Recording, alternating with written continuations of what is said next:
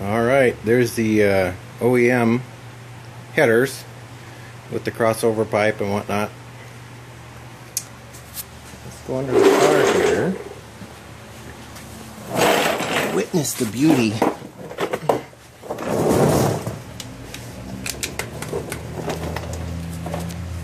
Here they are.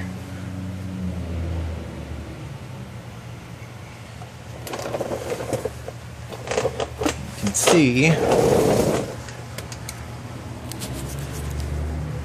Look at how tight it is against the around the oil filter. So you can see why you had to change it out. But it's clearing everything now, so it's real close to the coolant lines, but they have heat shields on them on the spring clips. So I guess it's kind of similar to the OEM setup in the fact that it gets real warm right around there, so they put the heat shields on the little rubber hose clips. Yeah.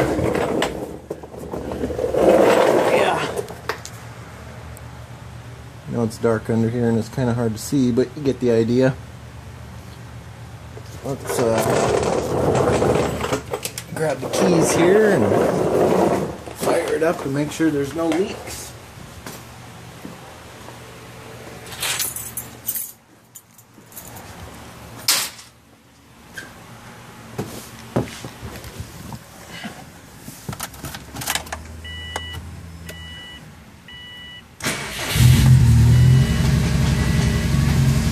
Sounds good.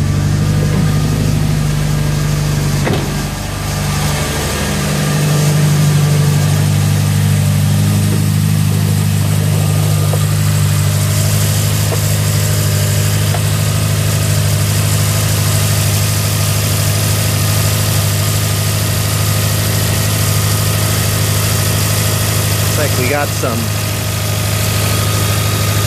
moisture that was left over from the install that dripped down. It's just kind of bubbling off.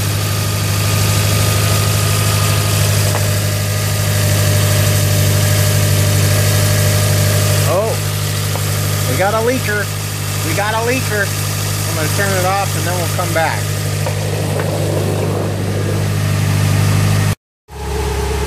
Okay, crisis averted. I took this crossover line off that had all these multiple connections. I dug into my hose bin here. I've got all kinds of different preformed hoses that my dad gave me. He got them at Freightliner. They were going to throw them away. And so I basically just dug through there and found a preformed hose. And I don't know if you can see it up there. It's going to be really hard to see. But it goes from there basically all the way along, and it connects right there. So it doesn't look like it's leaking anymore, which is good. There is a bunch of coolant down here that is sitting on stuff, so that's just kind of burning off here off the headers. So yeah, perrin headers on a Baja, equal length. Pretty cool. Nice smooth idle.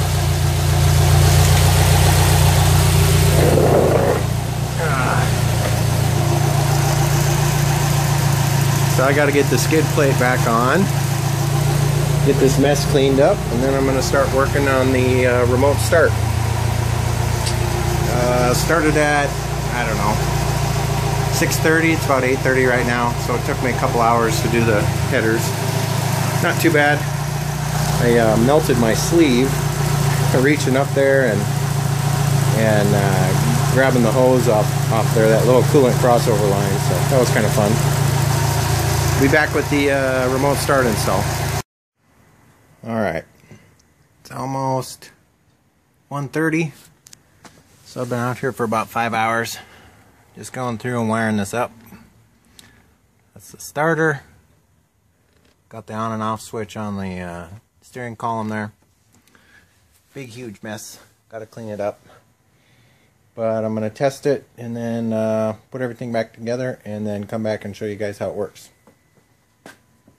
Okay, well, I got it done and I did test it.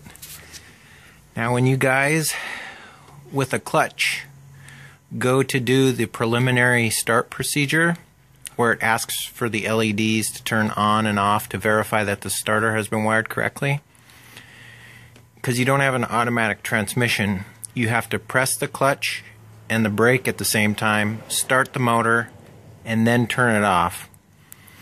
And then it wants you to turn the toggle switch off once you stop the vehicle, and the LED on the bottom here should flash once. That verifies that the starter is set up correctly. If you don't get that flash, you won't even be able to get into programming mode. And then you have to go into programming mode on function 8 and change it so that it flashes once, which sets it up for double pulse start, which is what Subaru is set up for. So I'll kind of show you here what happens. You have to have the switch on, close the door, and you take your remote, and I'm going to lock the vehicle. Now the security system is on. You can see the light. Okay, so all you do to get the car started, make sure it's not in gear for you manual transmission guys, and make sure you pull up real hard on your parking brake in case it is, because your car is going to take off if you don't have it in neutral. So anyhow, here we go.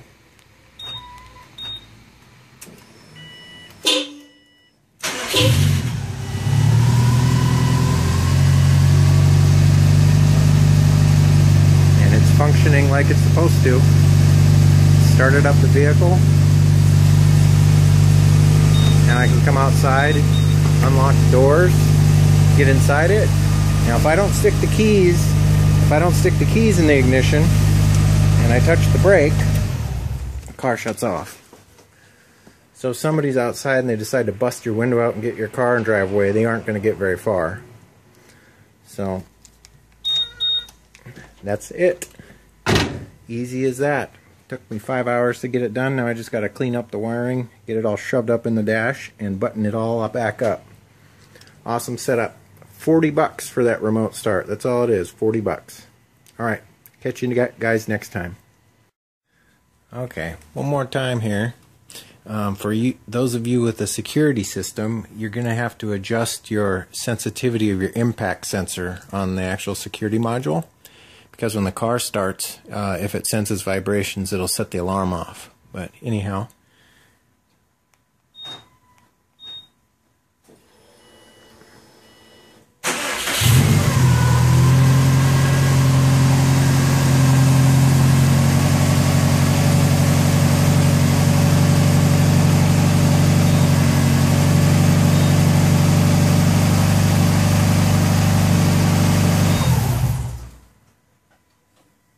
pretty cool.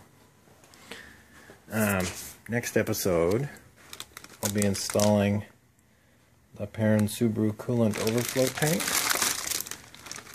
Pretty nifty little powder coated can, and Mishimoto fan shrouds with OEM plugs.